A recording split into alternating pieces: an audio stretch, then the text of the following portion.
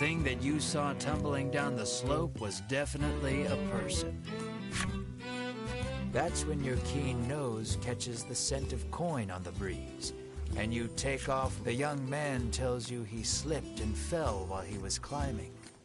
"Thanks for coming to my rescue," he says, proffering a bottle of medicine. Though disappointed, he didn't reward you with coin.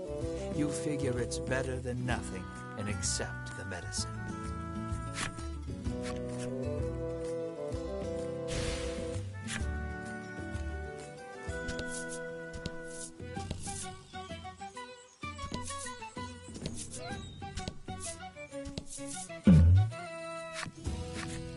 You come across two men sitting on a rock.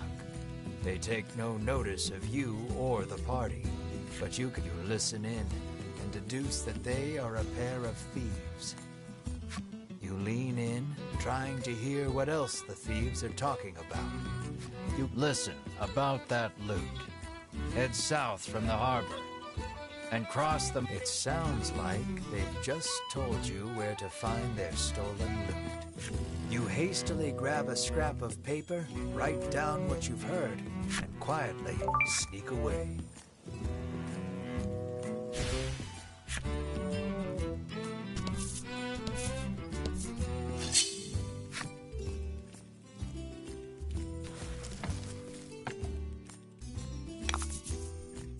About the enemy.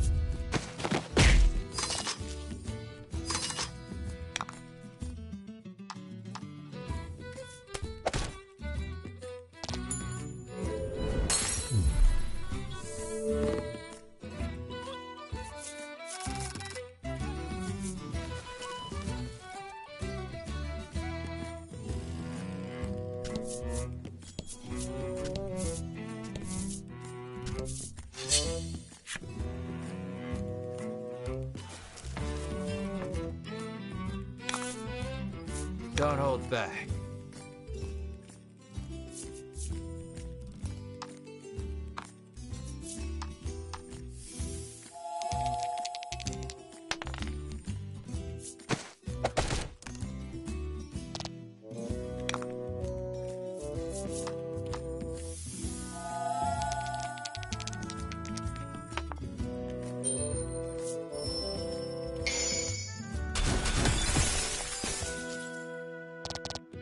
I was lucky.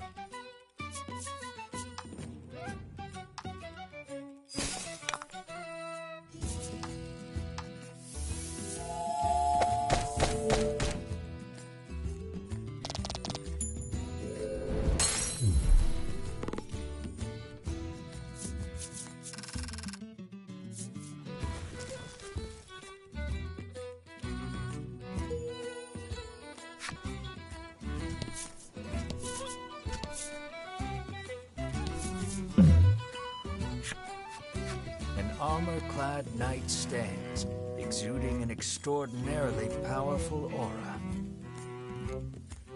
The knight faces you and asks, "Might you be challengers?"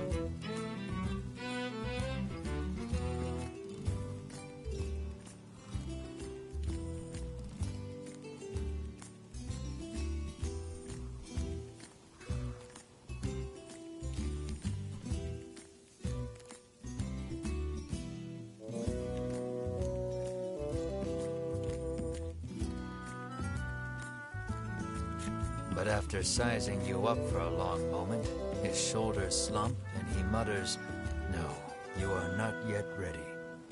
Grow strong, young ones," he says, then returns to standing in silence. It appears he awaits a stalwart warrior to challenge him.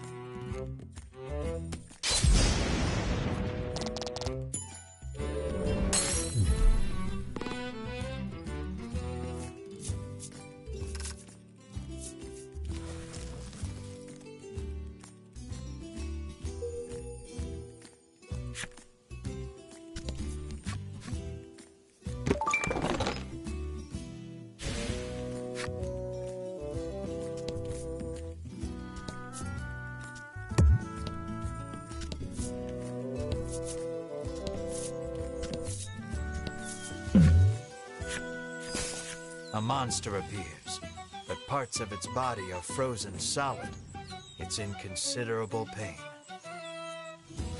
You may be able to aid it by administering some defroster.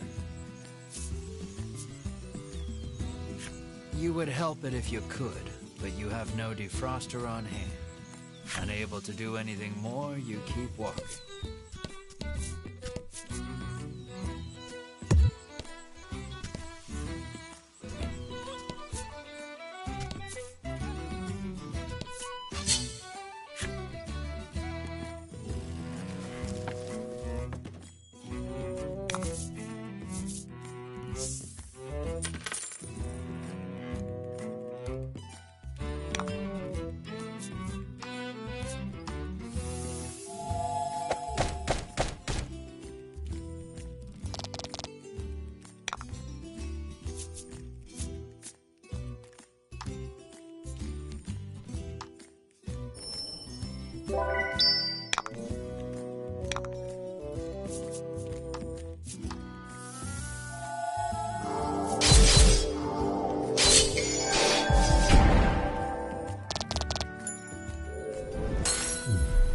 Nice work.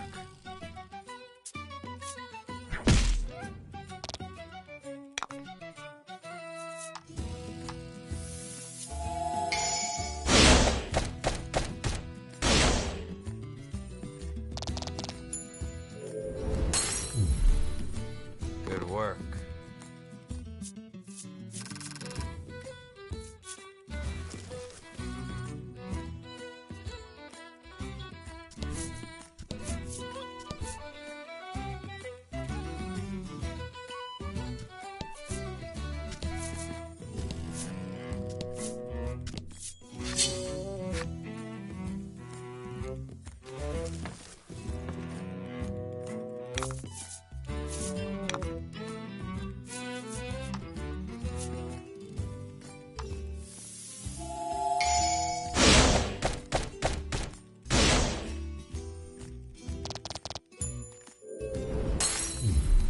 That was lucky.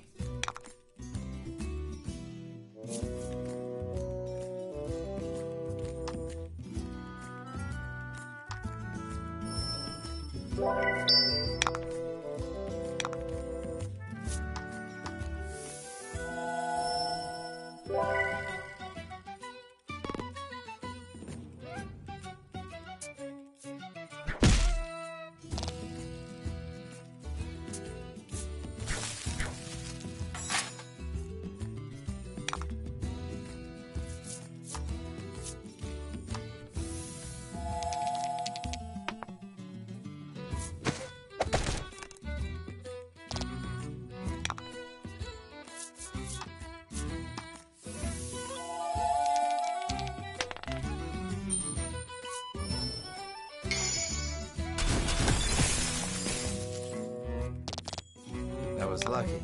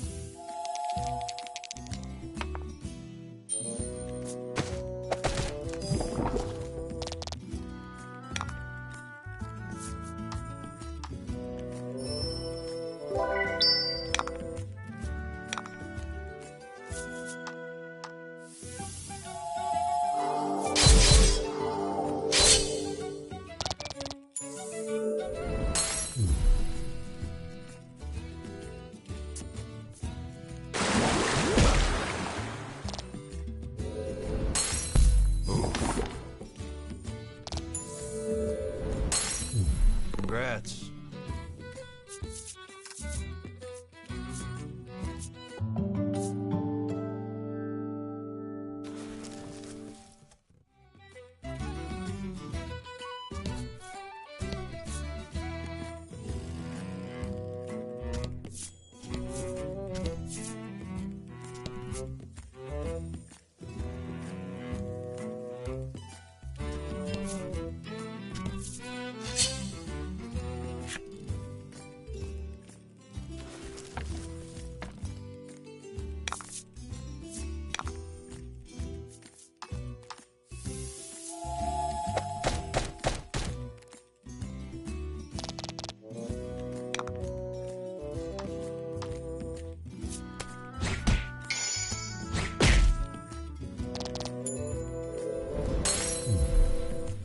Good work.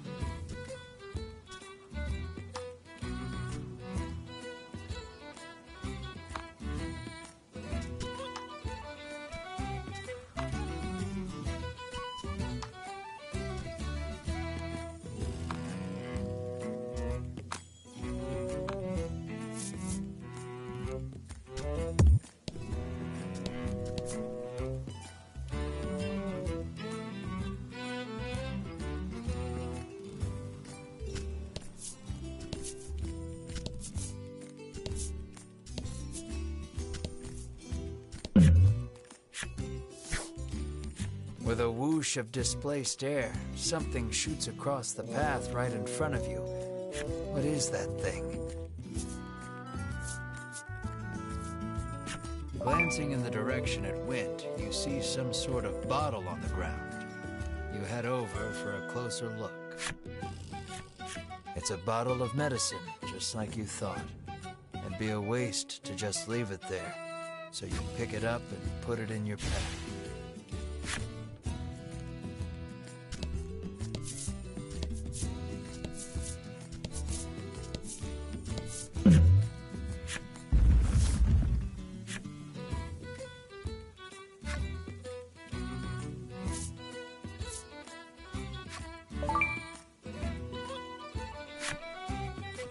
Point out the coins scattered in the thing's wake.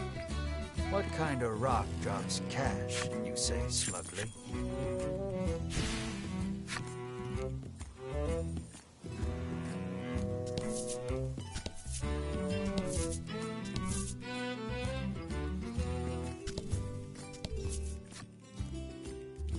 Let's head to Unionville first, shall we?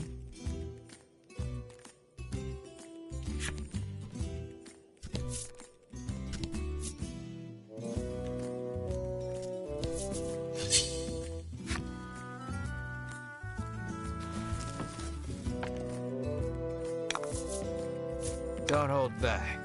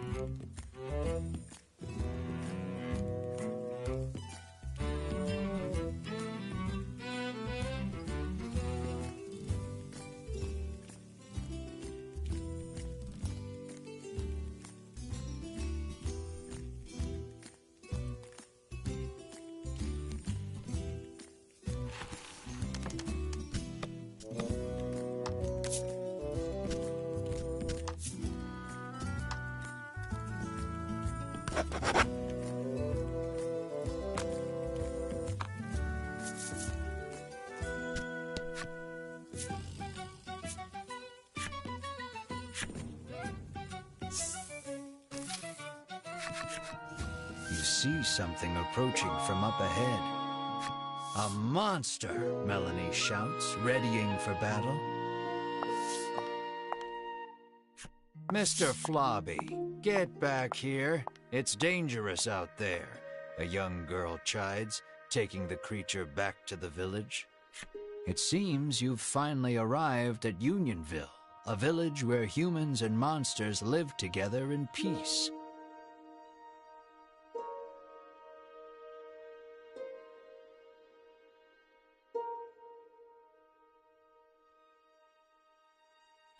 What a weird place, remarks Ridis lightheartedly. I like it.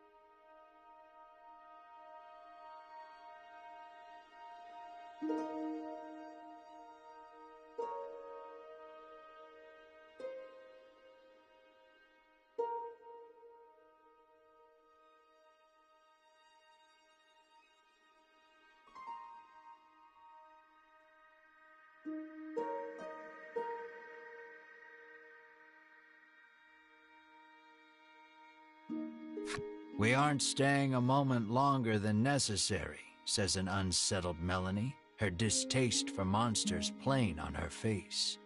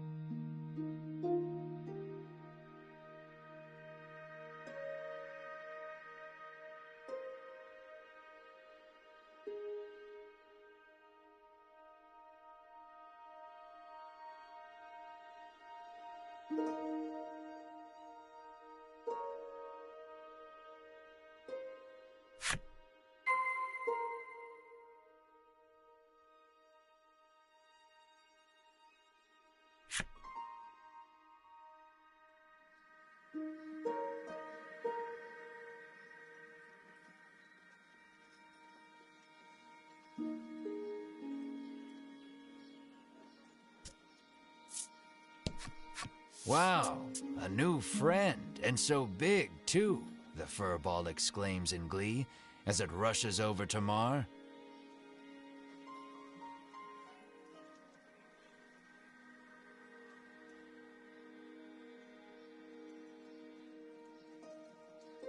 Mar stares off into the distance as the furball snuggles up to his leg.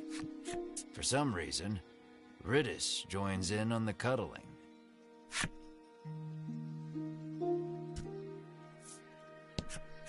Lately, a suspicious man cloaked in black has been seen wandering about the village outskirts.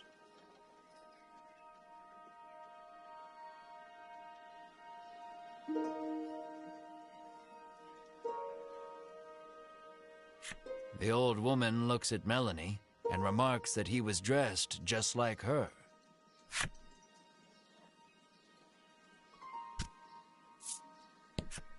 The little orc child is engrossed in a fairy tale. The title reads, The Legend of the Dragon.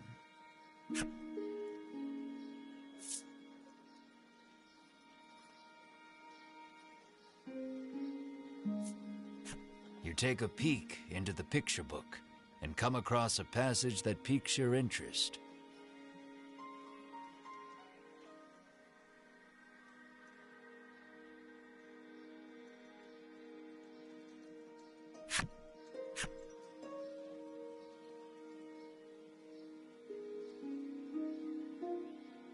To where, you wonder? Then recall that this is merely a fairy tale.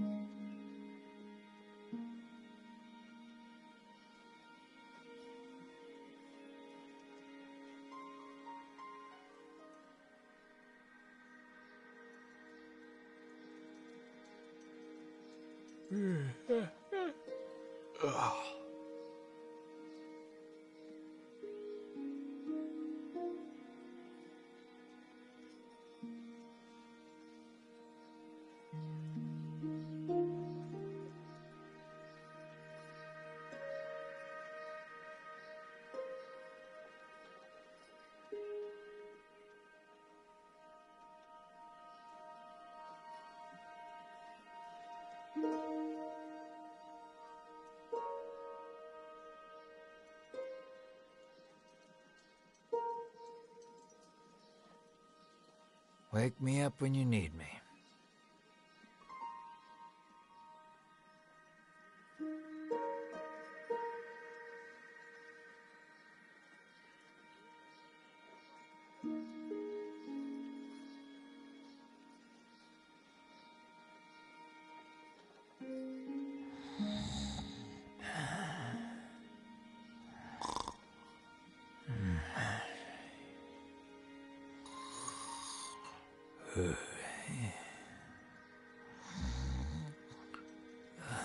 Simple key.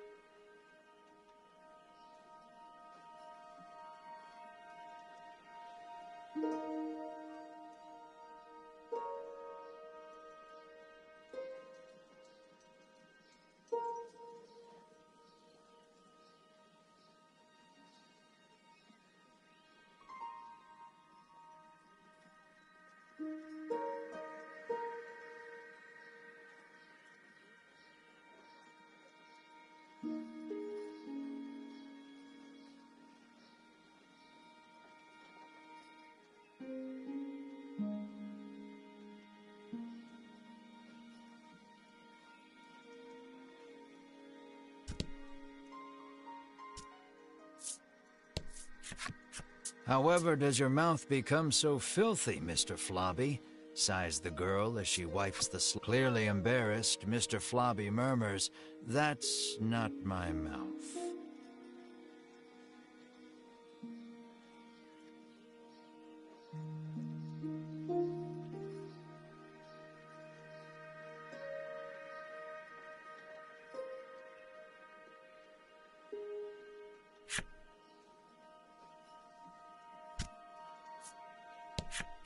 A young boy wanders up to your group in wide-eyed wonder.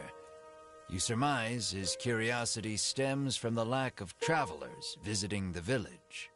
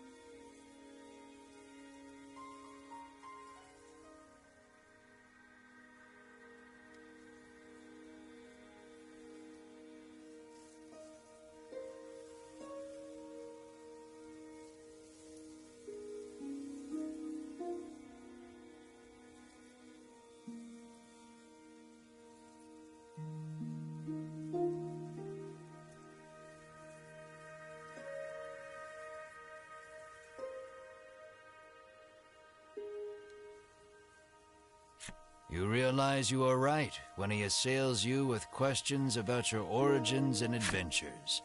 The Inquisition leaves you exhausted.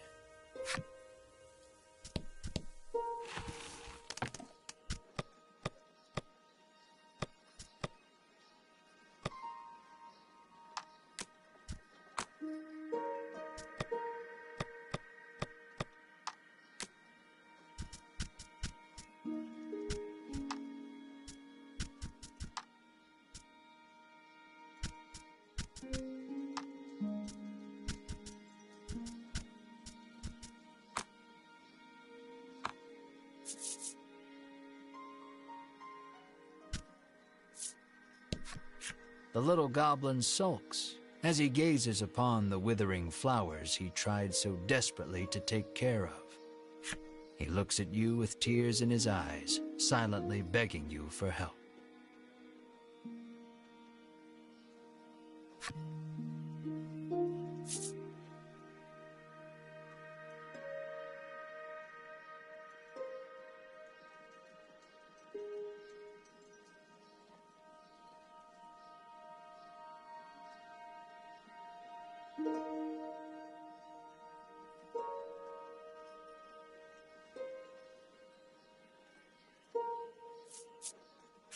They must be thirsty, you think to yourself. Then douse the flowers in water until... Stop, stop, the goblin shrieks angrily. You're drowning them. If it were that easy, the goblin says, he would have done it himself.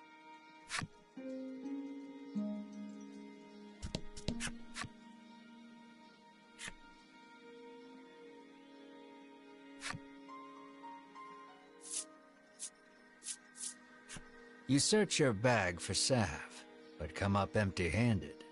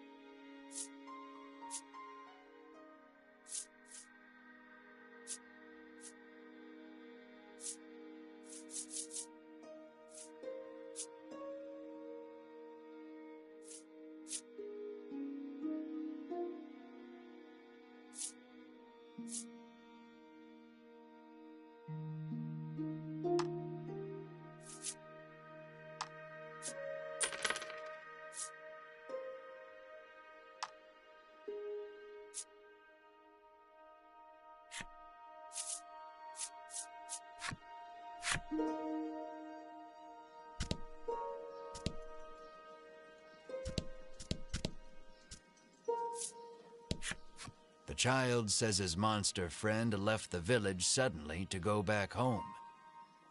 He claims the headman told him that he could go home when he grew up too. The little orc child pouts, but I don't know where my home is.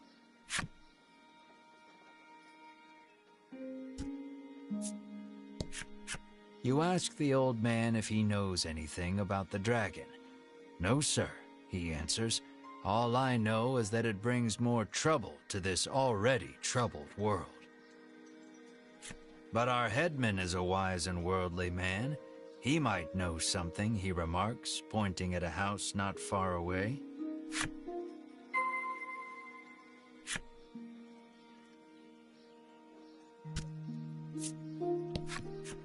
quiet fur ball sits with crumbs around its mouth.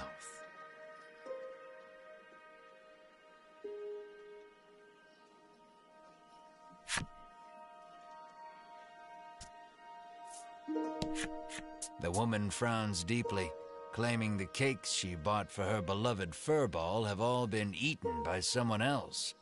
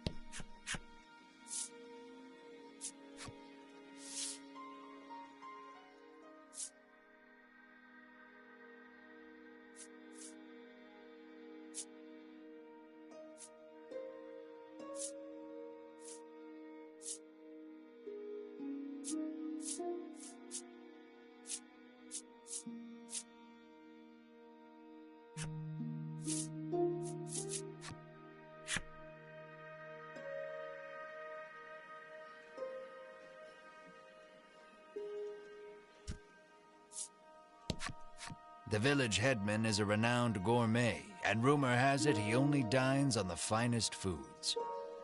The man says he wishes he too could have such a lavish meal just once in his life, his deep desire for delicacies only growing with time.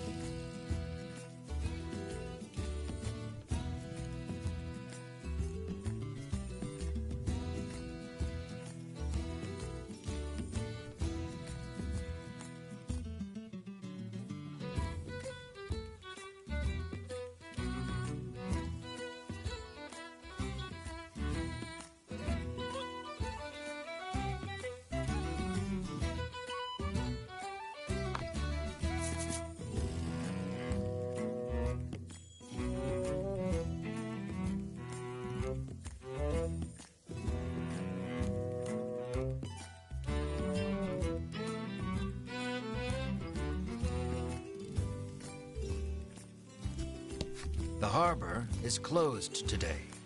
Anyone seeking shoreland should move 3 spaces to the southeast.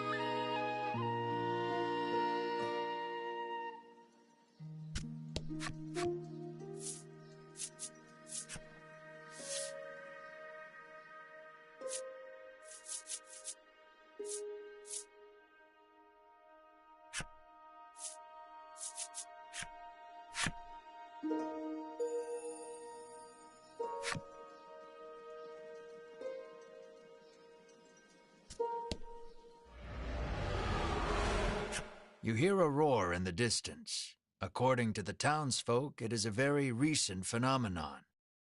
Rumor in the village has it that it might be the dragon.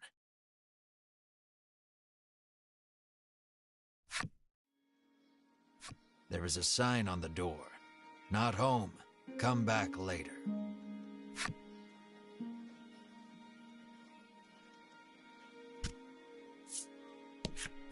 The man says the fishing industry is usually thriving in their seaside town.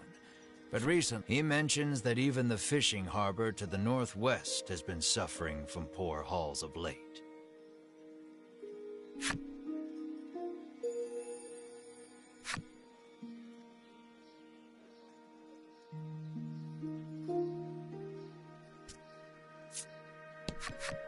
A troubled woman tells you that there has been a rise in thefts lately. She speculates the recession to be the cause. She claims that even the cold medicine she always has on hand has disappeared. She narrows her eyes at the crowd, suspecting there is a thief among them, and offers a reward. Your ears perk up at the word reward, and you immediately agree to help expose the dirty thief. I can feel the dragon's presence. I must inform Lady Winifred. The knight mutters. You feel impatient, determined not to let the order beat you to it.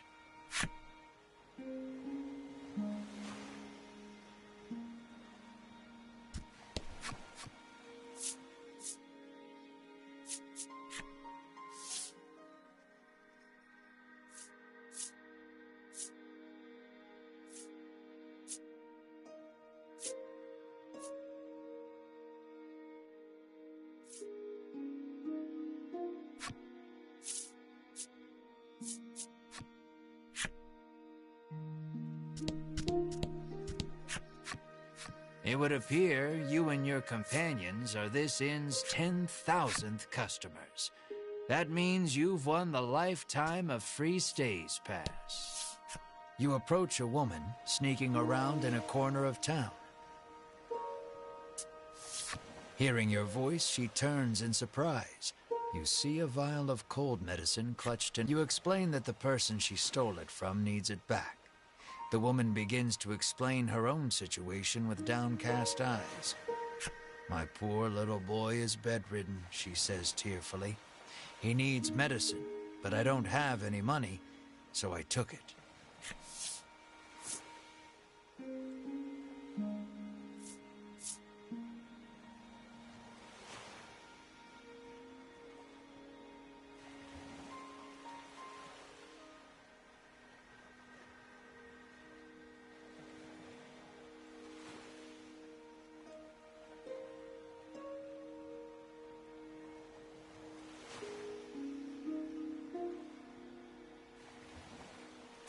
No matter the reason, theft is wrong.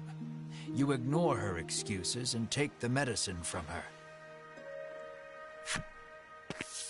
I'm sorry. I'm so sorry, my boy, she whispers, her voice breaking with tears as she totters away. You feel bad for her and her child, but know you must return the medicine to its rightful owner. Now to receive your reward.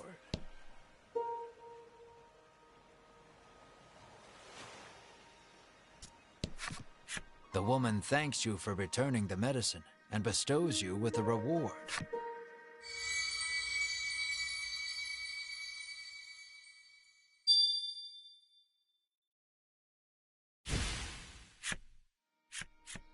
Unsure if you made the right choice, you return to your journey with a heavy heart.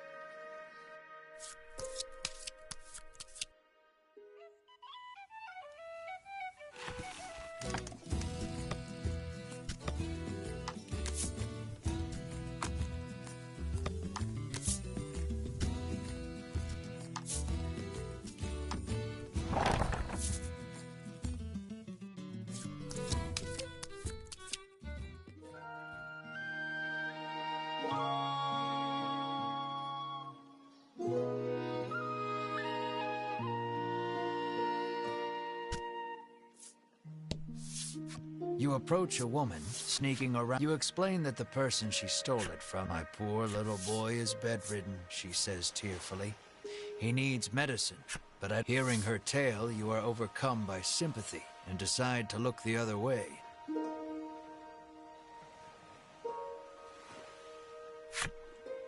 She thanks you and hands you something, apologizing for not having more.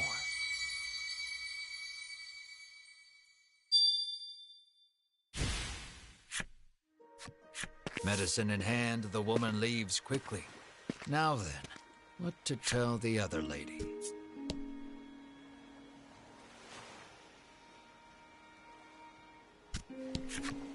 You explain that you are unable to find the thief. Clearly saddened by the news, she explains that she keeps the medicine on hand for her husband, who gets sick quite easily.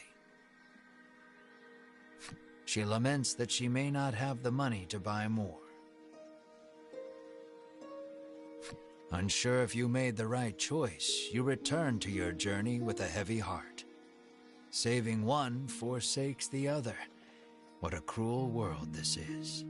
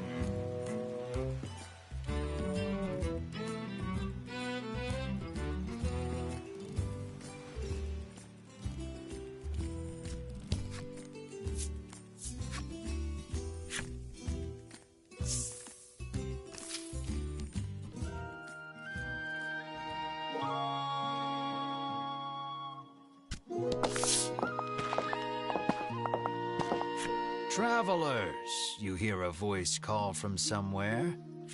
Down here, at thy feet, you look down to see a small clump of fur by your boots. The clump of fur speaks. I am Lappy, and I should like to journey forth with thee. Lappy the furball looks at you with amiable expectations.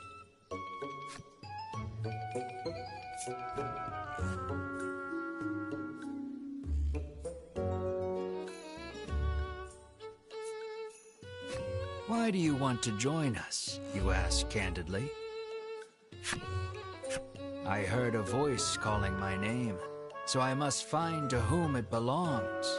No more monsters, comes Melanie's cold reply. When you say more, do you mean Mar? You ask, but Melanie doesn't answer.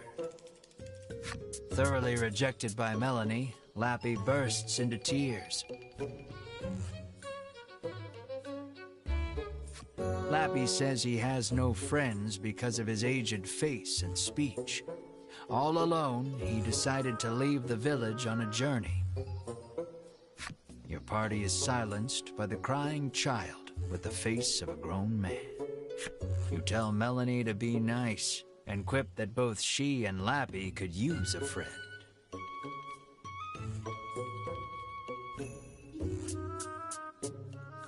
Exhausted from arguing with you, Melanie half-heartedly agrees.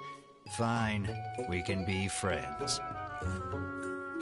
However, she says that they are on a dangerous journey to defeat the dragon. As such, they cannot take a child with them. Lappy leaps up and hugs her in his excitement, exclaiming, "Thou hast made me so happy."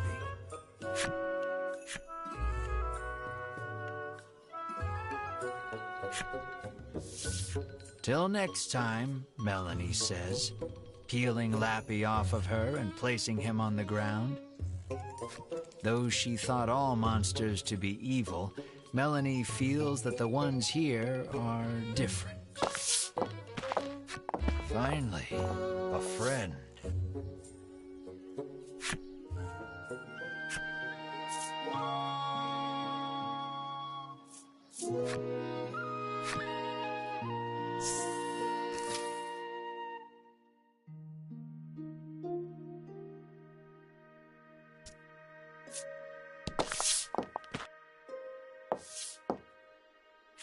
You bow, but before you can speak, the man suddenly introduces himself as the village headman. He laughs, then shamelessly praises his own village as being wondrous and peaceful. "And who are you?" he asks.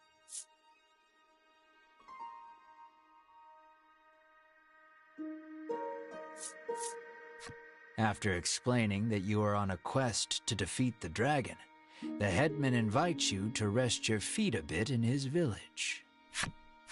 He says that he had heard rumors of the dragon when he traveled the world. You must be tired from your journey. Have a seat. I will have my chef prepare a feast, the headman says, then claps his hands twice to summon a stewardess.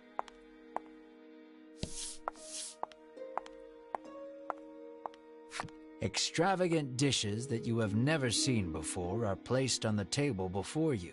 Each one looks... You're drooling, Melanie scowls. You hadn't even noticed. You wipe your mouth with your sleeve, then gasp as you turn to Mar. Perhaps in an attempt to hold himself back, Mar is gnawing on the table corner. There, we'll eat soon, you reassure Mar while gently stroking his head. The doors fly open in the next instant, and a girl runs in. With tears in her eyes, she tells you that her dear companion, Mr. Flobby the Slime, is missing. The headman's eyes go wide in surprise. "We must find that slime right away," he says anxiously. You are starving, but it doesn't look like you'll be able to partake of the feast before you because of Mr. Flobby's disappearance.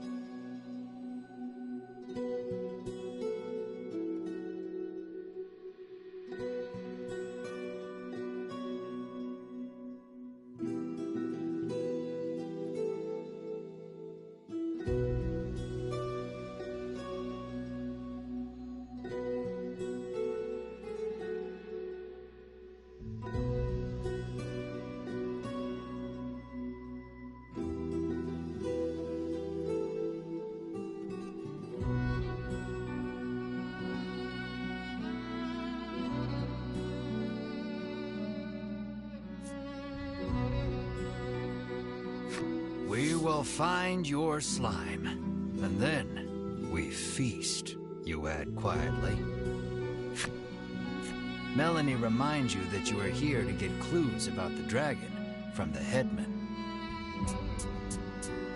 What's the difference? Literally everything. Hunger taking its toll, you two begin to argue. Brave heroes, the headman interjects, then bows his head. Would you please find her slime? It appears the story has hit a standstill until you find the missing Mr. Flobby. You need to hear the whole story from the young girl.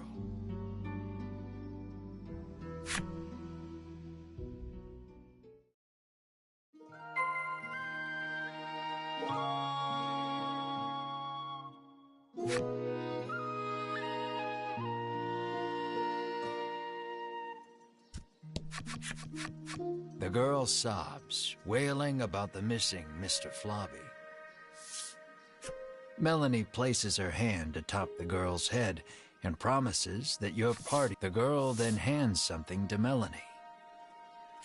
It looks like the muddy handkerchief she used to wipe Mr. Flobby. She asks Melanie to wipe Mr. Flobby with it after you find him.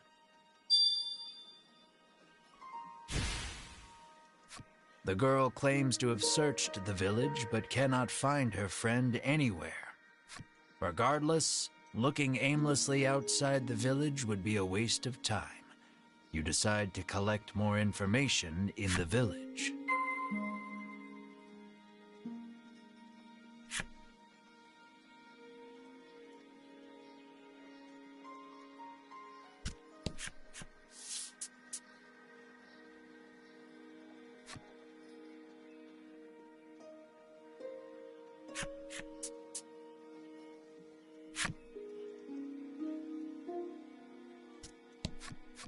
She says she saw a suspicious man in black with a slime outside the village not long ago.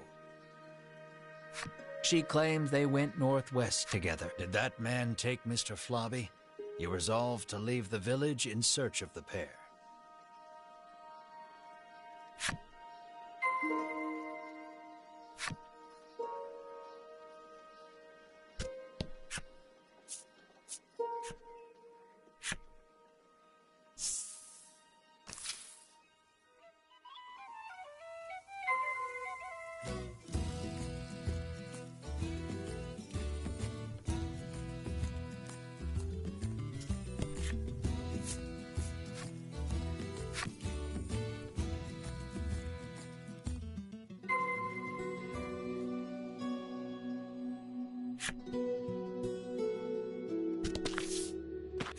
Your footing is obscured in the dimness of the shrine. You should probably proceed with caution.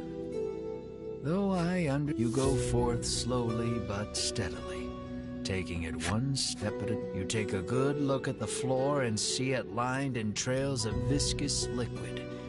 No doubt a slime or 200 have passed through here.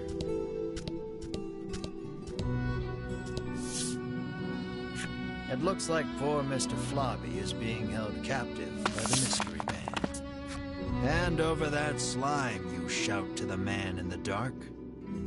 You speak as if I kidnapped him, he remarks curtly, turning to face you. When your eyes finally adjust to the surrounding darkness, you realize the man's clothes look eerily similar to Melanie's. Melanie's mouth falls open in surprise. It seems the man has noticed Melanie as well. It looks like the two know each other.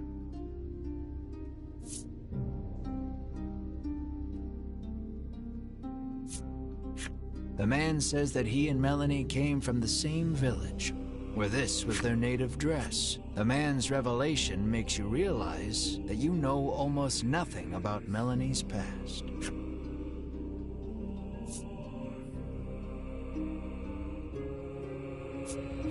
You ask her if he is a childhood friend, but she holds her tongue. Then the man speaks. With forbidden magic, our clan has ensured the dragon, he begins, when Melanie cuts in. She rattles on about the man, telling you that he is Vince, a lunatic obsessed with the dragon. Vince resentfully claims that he is searching for the noble dragon to protect it. You ran away from home with your tail between your legs, he ridicules. Enraged, Melanie lunges at Vince. You have so many questions, but realize that the most pressing matter is getting Mr. Flobby back. So you ready for battle? Careful, he won't go down easy.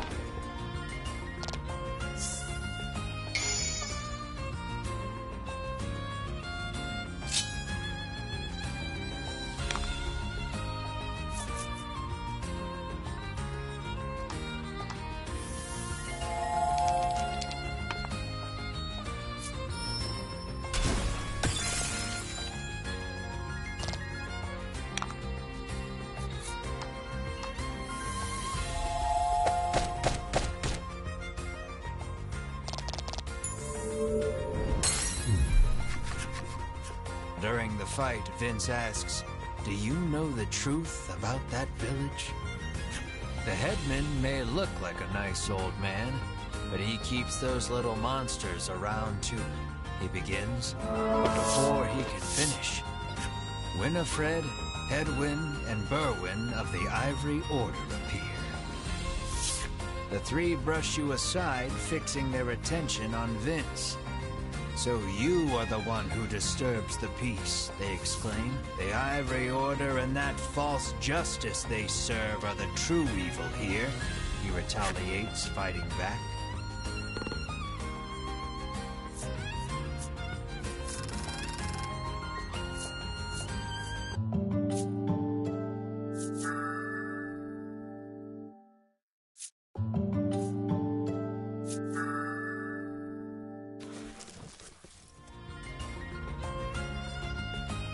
Seeing the two parties occupied with each other, you realize this is your chance to grab Mr. Flobby.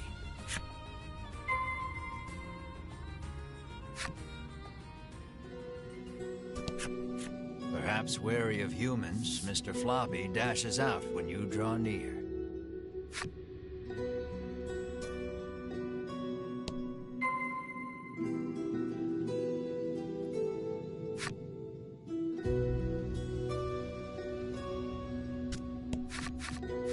Vince is on equal footing with the three from the Order. You realize then that he wasn't fighting in earnest. Engrossed in their battle, the combatants pay you no mind.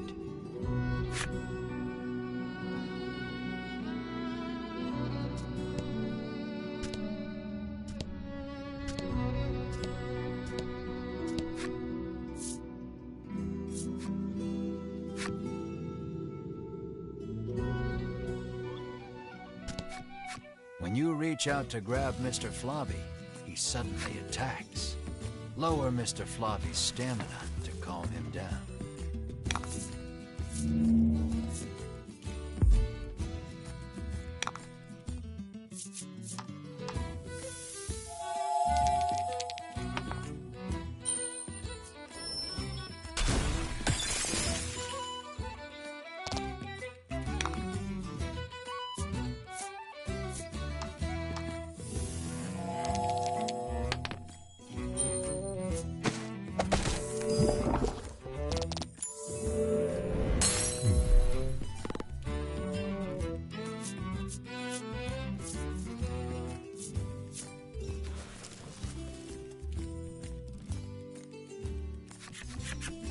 Exhausted from the fight, the raging Mr. Flobby finally stops attacking.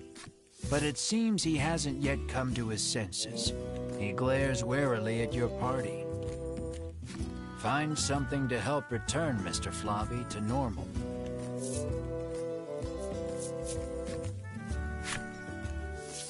You wipe Mr. Flobby's mouth with the handkerchief you received from the girl.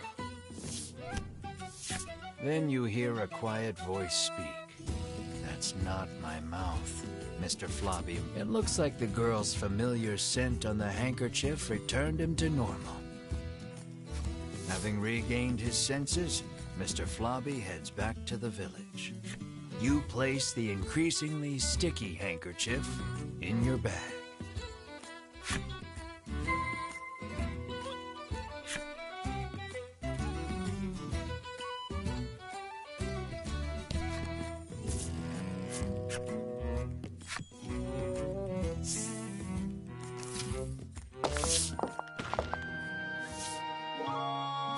Lappy approaches and tells you that Mr. Flobby has returned.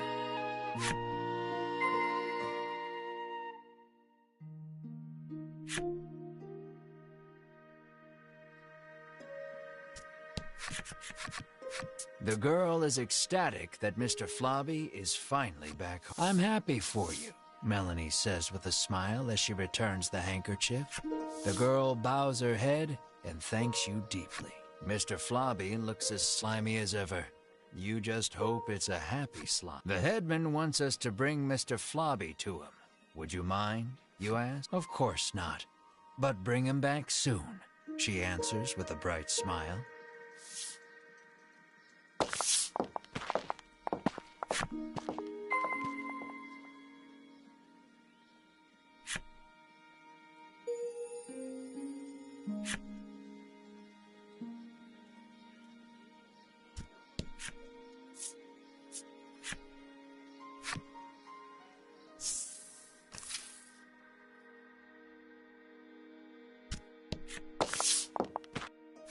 I'm so happy to see you safe and sound, the headman. You explain everything that happened, including the incident with Vince and the Ivory Order. He expresses his relief that the Order will be taking care of the criminal. He then thanks you for your hard work and instructs his stewardess to prepare dinner for your party.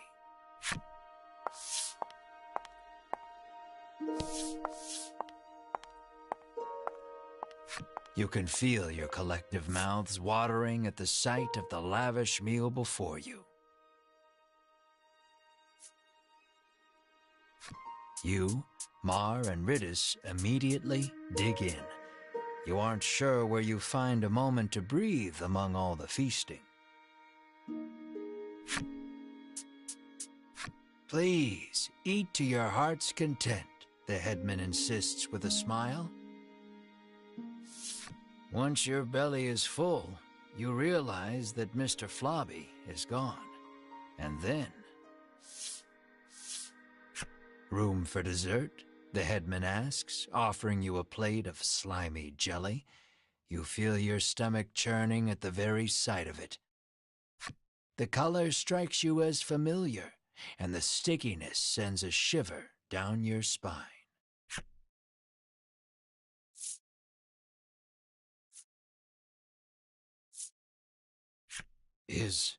Is this Mr. Flobby? You ask the headman. Your voice... The headman looks at you with a plain expression, one that holds no malice. Is that a problem? He questions back. This dish is a masterpiece, he remarks with a light-hearted chuckle as he gazes at the jelly. And I have you brave heroes to thank for it. Had you not brought that slime back, we would not be able to enjoy this exquisite dessert.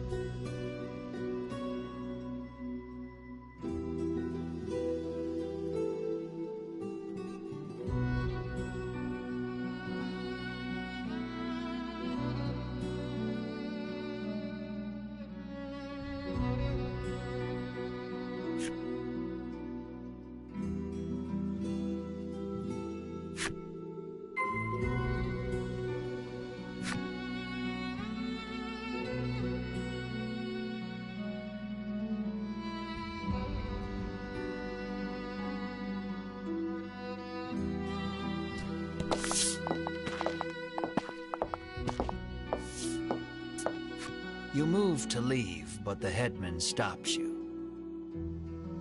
I try to get my meat while it's still young and tender, but at least your pet is very plump, he remarks, licking his lips. He points at Mar and asks, would you consider leaving that creature here with me?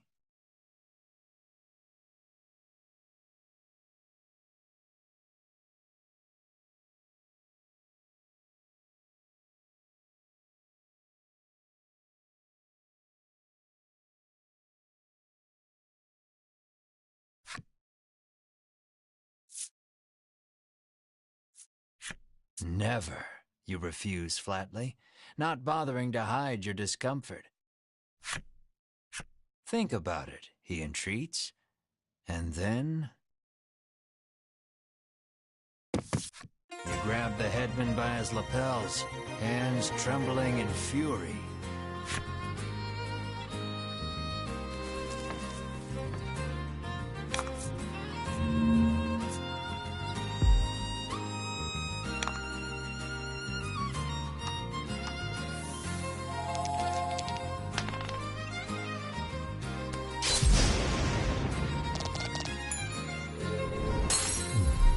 Good work.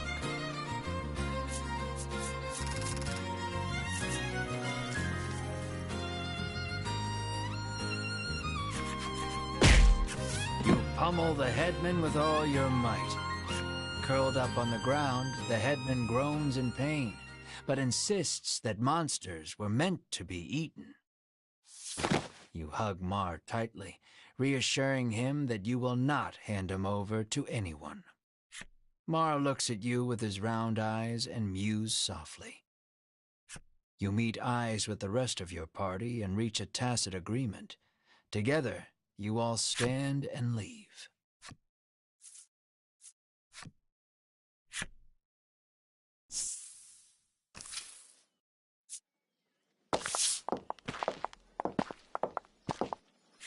As you are about to leave the headman's house, though, the old man suddenly charges at you from behind. But Mar, the keener of you two, is quick to block his path. With a crash, Mar and the headman tumble to the ground. From the headman's hand falls a small blade. It clatters to the ground, covered in blood.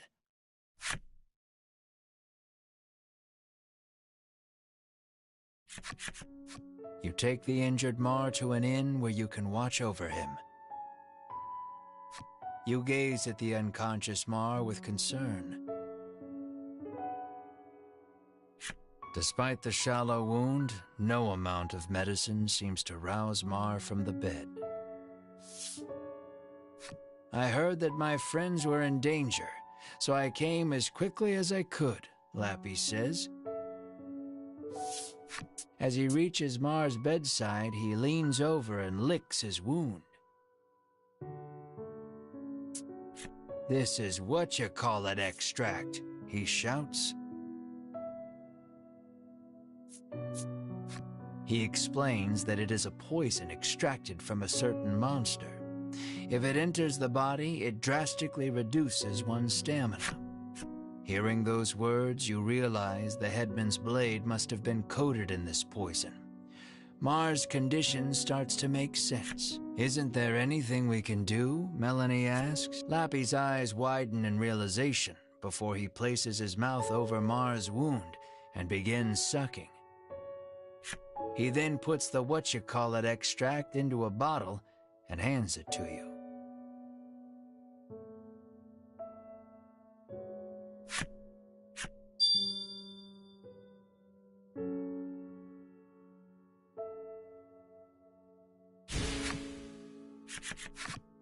Lappy says that if you follow the road south of the village, you will reach Shoreland. He tells you to give the extract to the famous nutritionist there.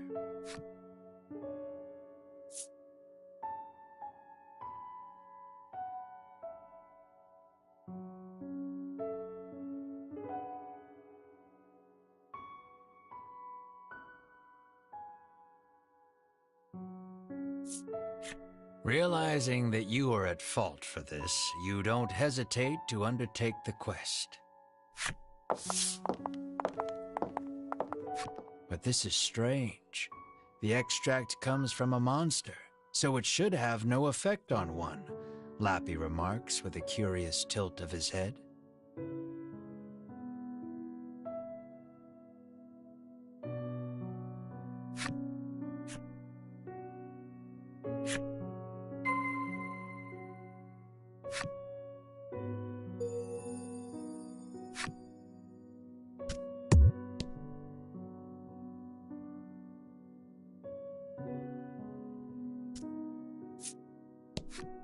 "I thought a beast of that size would eat us out of house and home," she remarks, no doubt talking about Mar.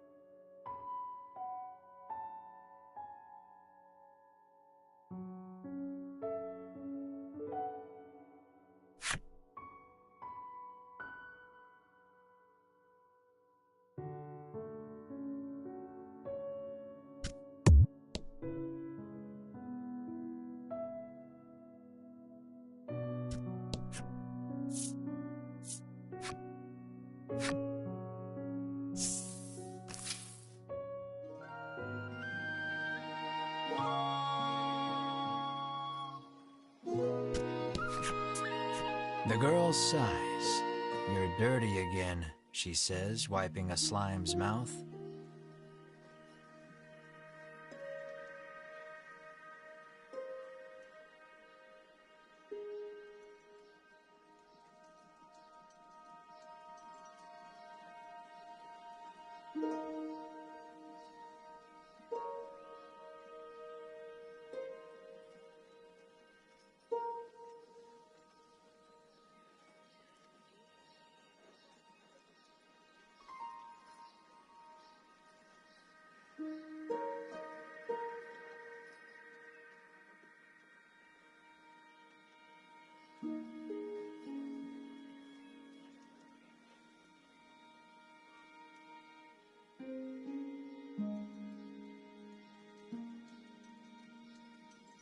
"Mr. Flobby, you're alive," you exclaim, and this is Mr. Globby, Mr. Flobby's cousin, she tells you.